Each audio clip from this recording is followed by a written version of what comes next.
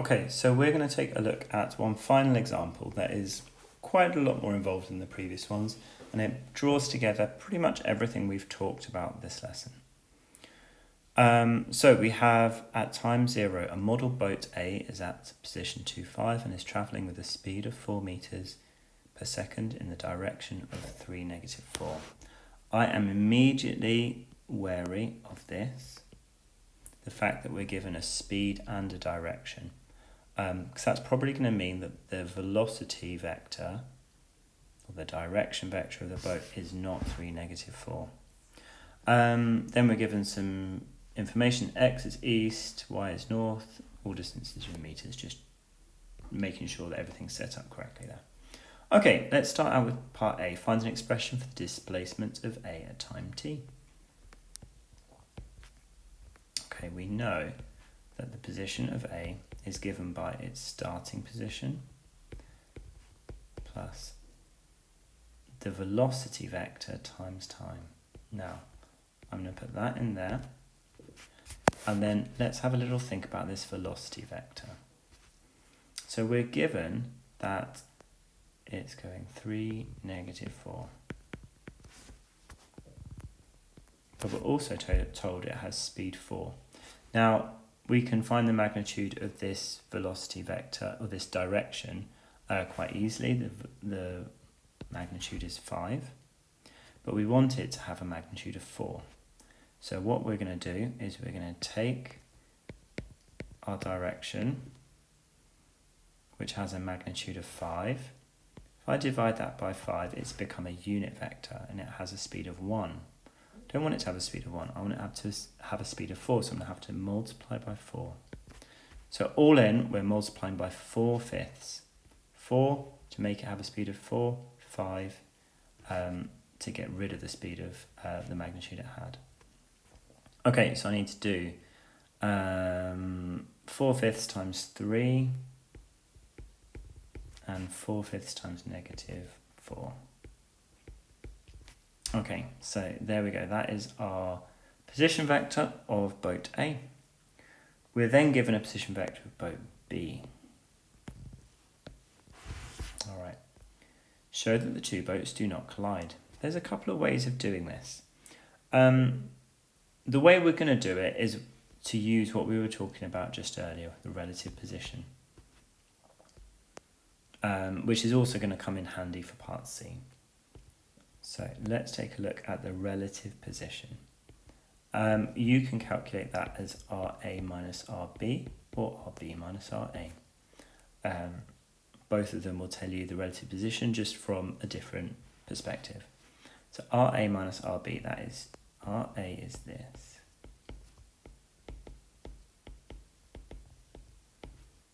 And we want to subtract RB. I'm going to put a big bracket around for RB so that I don't run into any irritating issues with subtractions.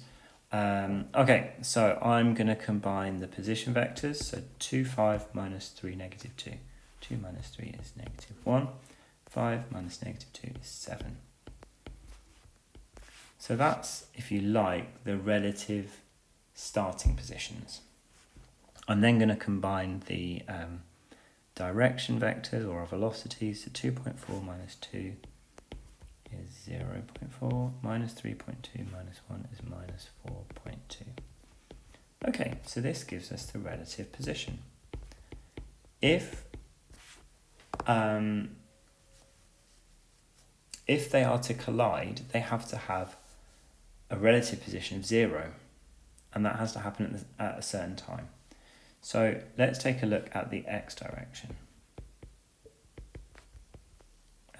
If we want the relative position to be equal to 0, when does that happen? It happens when time is 2.5.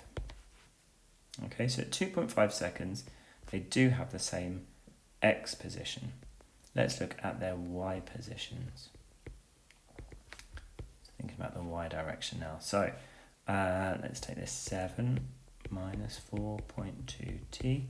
That also has to be equal to 0 if they're going to collide. It's no good them just having the x positions being equal to 0. They could just be ones east of the other one. The y also has to, and it should be happening at the same time.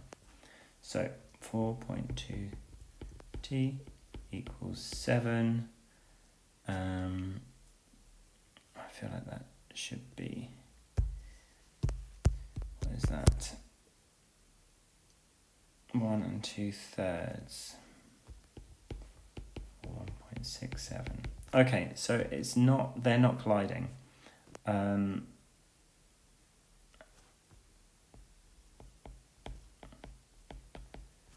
Does not equal 0.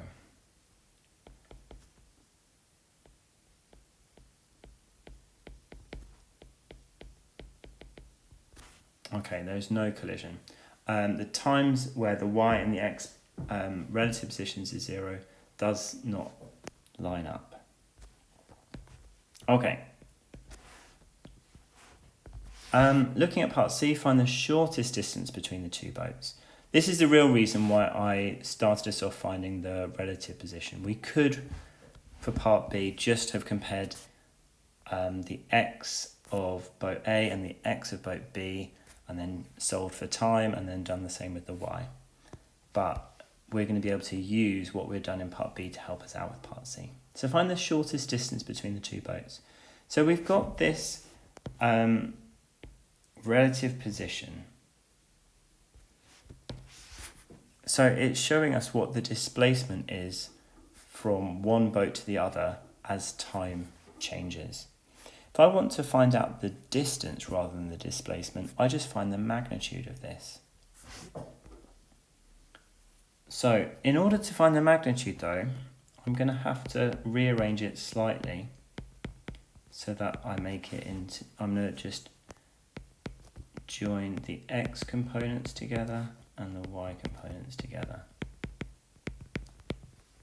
because I need to find the magnitude of it.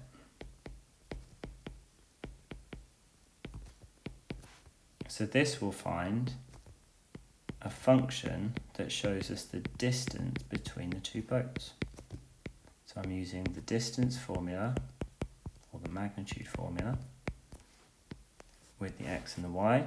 I'm going to make this into a function.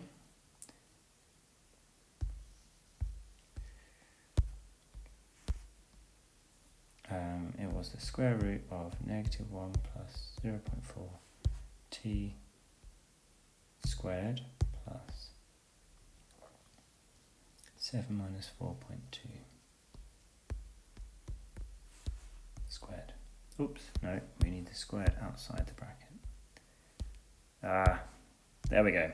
I guess the square root isn't really, well, the square root's going to help. If we were just interested in when they had the shortest distance, the square root doesn't matter, but having the square root in means we can find the actual distance as well. Okay, so this is what's happening with our boats. You can see they're starting out 7.07 meters apart. They then get closer and then further away. I think we're after the shortest distance, aren't we? Shortest distance and the value of t for which this appears. So the way that we're solving this is by using a graph. So I'm going to do a little sketch of the graph so that an examiner can see the method I've chosen. And the bit that we're interested in is this part down here. So that is, we find that using the function extremum on our calculator, and it's 1.67 and 0.332. Okay, this is time against distance, isn't it? So the distance is 0.332 meters at time 1.67 seconds. Okay, so in order to find that, we had to find the relative position as this equation of the relative position, and then we had to find the magnitude of it. And then that allowed us to plot the distance between the two boats as they move. It's a fairly complex procedure, but it is one that is worth learning because you will find a number of questions that call for that. Okay, part D says find the value of t at which B is due east of A. So when B is due east of A, so if we've got B and A, okay, so they're positioned like this, that means their y components must be the same. So you can either go to your relative position and say the y component must be equal to 0. Oh, actually, we've already done that down there. Yeah, that's going to be our easiest way, isn't it? Or you could go and take the y components and set those equal to each other. All right, so as we've already done the work,